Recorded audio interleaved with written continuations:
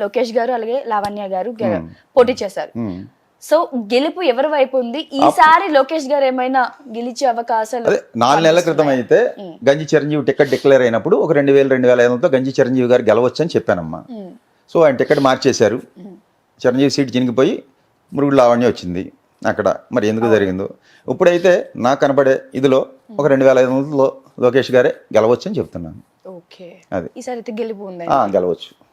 Thank you గురూజీ. అలాగేమ్మా. Right, ఏపీలో 25 ఎంపీ సీట్లు ఉన్నాయి. మరి వైఎస్ఆర్సీపీకి ఎన్ని సీట్లు రావచ్చు? అలాగే తెలంగాణలో ఏ పార్టీకి ఏ పార్టీకి ఎంపీ సీట్లు ఎన్ని రావచ్చు? ఆంధ్రాలో వైసీపీకి నేను చెప్పేది 20 ఎంపీ స్థానాలు వస్తాయని, కూటమికి 5 వస్తాయని చెప్పడం జరుగుతుంది. అలాగే తెలంగాణలో కూడా కాంగ్రెస్కి ఒక 9 ఎంపీ స్థానాలు వస్తాయి. ఎంఐఎం ఒకటి వస్తుంది. ఒక బీఆర్ఎస్ 3 నుంచి 4 ఉండొచ్చు. బీజేపీ ఒక 3 స్థానాలు ఉంటుందమ్మా, ప్లస్ ఆర్ మైనస్. ప్రస్తుతం జగన్ గారి జాతకం ఎలా ఉంది? అలాగే బాబు గారి జాతకం ఎలా ఉంది? జగన్ గారి జాతకం అయితే ప్రస్తుతం ఆయన కన్యాలగ్నం, ఆరుద్ర నక్షత్రంలో పుట్టాడు.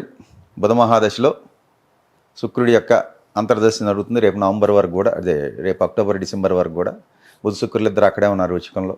ఆయన జాతకం చూసామమ్మా. ఆయన జాతకం ప్రకారం మళ్ళీ 122 సీట్లు గెలుచుకుని మళ్ళీ ముఖ్యమంత్రిగా ఆయన ప్రమాణ స్వీకారం రేపు ఆంధ్రాకి మళ్ళీ చేస్తారు వైజాగ్లో. రైట్, ఇది సత్యం. సో సీఎం రేవంత్ రెడ్డి గారు ఇందాక మనం డిస్కషన్ చేసుకున్న ప్రకారంగా 5 ఏళ్ల పరిపాలనలో ఉంటారని కొంతమంది, ఉండరు అని కొంతమంది, మధ్యలో దిగిపోతారని కొంతమంది. ప్రస్తుతం ఆయన జాతరీత్యా ఆయన సిచ్యువేషన్ ఎలా ఉండబోతుంది? నేను చూశానమ్మా ఆయన జాతకం. వేరే విశ్లేషణలో చెప్పాను. ఆయనకి ఫలానా దశ స్టార్ట్ అయింది, ఈ టైం నుంచి ఈ టైంకి తప్పకుండా ముఖ్యమంత్రి అవుతారని ఆ ఇంటర్వ్యూలో కేసీఆర్ గారి జాతక విశ్లేషణ, ఈయన జాతక విశ్లేషణ కూడా చేసి చెప్పడం జరిగింది. ఆయన కొండారెడ్డిపల్లిలో 4:30కి పుట్టారు. ఈ లగ్నం మేషలగ్నం, సప్తంలో ఈ గ్రహాలు ఉన్నాయని, షష్టాధిపతి సప్తంలో ఉన్న బుధ మహాదశ ప్రారంభం అయింది. అయ్యాకే ఈయనకి సీఎం యోగం వస్తుందని చెప్పడం జరిగింది. అలాగే వచ్చారు. ఈయన పూర్తికాలం, మీకు లైవ్లో చెప్తున్నాను, పూర్తికాలం 5 ఏళ్ళు సీఎంగా కొనసాగుతారు. ఇంతకుముందు కూడా 2014లో కేసీఆర్ గారు అవుతారని చెప్పాను. 2019లో 18 డిసెంబర్ 13న కేసీఆర్ గారు మళ్ళీ ప్రమాణ స్వీకారం చేస్తారని చెప్పాను. అలాగే చేశారు. ఆయన రేపు సాయంకాలానికి దిగిపోతారని చెప్పాను. అదే జరిగింది.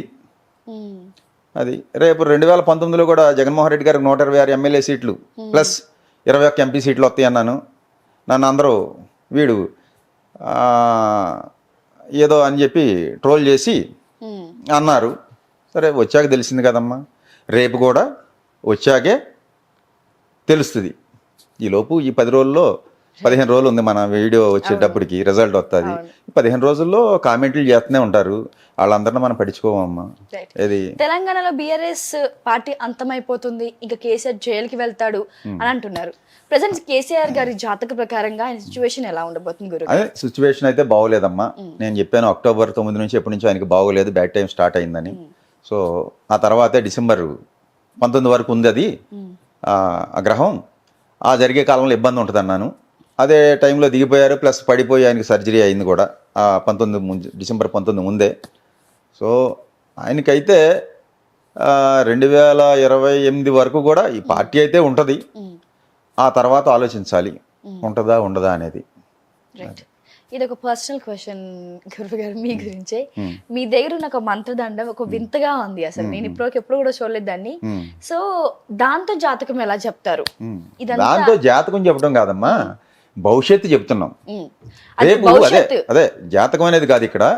జాతకం అంటే హారోస్కోప్ కావాలి, గ్రహాలు ఇవి అవి. అది డివైన్ ఆస్ట్రాలజీ అని చెప్పి విశ్వంలో ఉన్న శక్తికి, విశ్వంలో ఒక శక్తి నడిపిస్తుంది కదా, దానికి కనెక్ట్ అయ్యేదే. అది ఒక ఇన్స్ట్రుమెంట్ మంత్రదండం అనేది.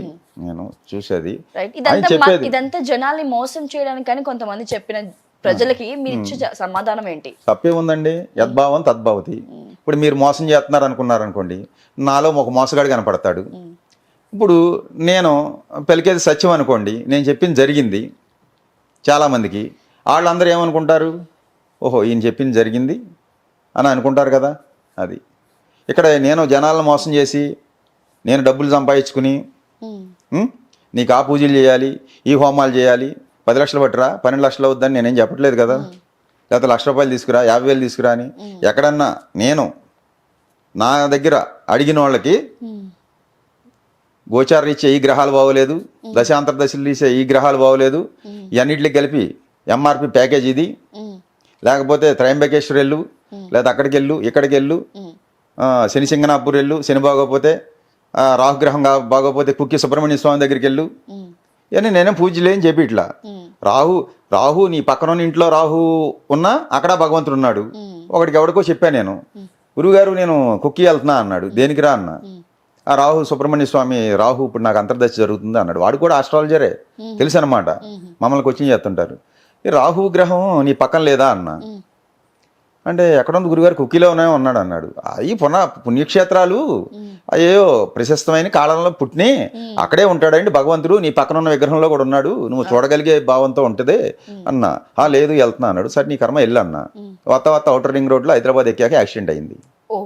హాస్పిటల్లోని ఫోన్ చేశాడు, గురువుగారు కుక్కీ వెళ్ళి వస్తున్నాము, కారు చెత్త అయిపోయింది, మేము బతికున్నాము అన్నాడు.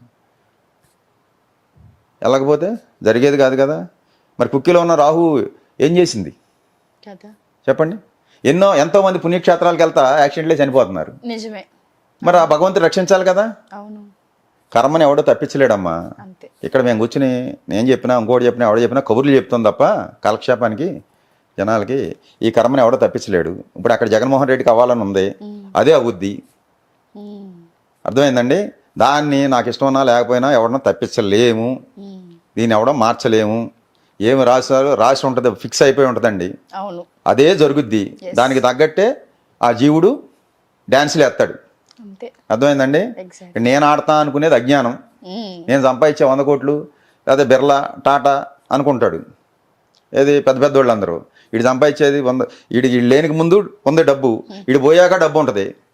వీడు వస్తా డబ్బు ఏమి లేదు, వస్తాక సంపాదించారు, తీసుకెళ్తా పట్టుకెళ్ళేది లేదు. నేను సంపాదించేది అనుకునేంటి, ఇప్పుడు ఇక్కడ కూర్చుని నేను చెప్పా జ్యోతిష్యం జరిగింది, నేను చెప్పా జరిగింది అనేది ఒక అజ్ఞానం. అది జరగాల్సి ఉన్నది జరుగుద్ది, దాన్ని తెలుసుకుని చెప్పడమే జ్యోతిష్యం. అది ఒక దైవానుగ్రహం ఉంటే వస్తుంది, అంతే తప్ప ఇక్కడ నేను చెప్పాను అనుకున్నాను అనుకోమ్మా, అది అహంకారం వస్తుంది, అది అజ్ఞానం. తర్వాత భగవంతుడు ఒకటి వేసాడు అనుకోండి, మళ్ళీ పాతాళంలో పోతాం. అది గురుగారు చివరిగా మంగళగిరి నుంచి లోకేష్ గారు అలాగే లావణ్య గారు పోటీ చేశారు. సో గెలుపు ఎవరి వైపు ఉంది ఈసారి? లోకేష్ గారు ఏమైనా గెలిచే అవకాశాలు? అదే 4 నెలల క్రితం అయితే గంజి చిరంజీవి టికెట్ డిక్లేర్ అయినప్పుడు ఒక 2,000-2,500తో గంజి చిరంజీవి గారు గెలవచ్చు అని చెప్పానమ్మా. సో ఆయన టికెట్ మార్చేశారు, చిరంజీవి సీట్ చినిగిపోయి మురుగుడు లావణ్య వచ్చింది అక్కడ. మరి ఎందుకు జరిగిందో ఇప్పుడైతే నాకు కనపడే ఇదిలో ఒక 2,500లో లోకేష్ గారే గెలవచ్చు అని చెప్తున్నాను. ఓకే, అది ఈసారి అయితే గెలుపు ఉంది, గెలవచ్చు. థ్యాంక్ యూ గురూజీ. అలాగేమ్మా.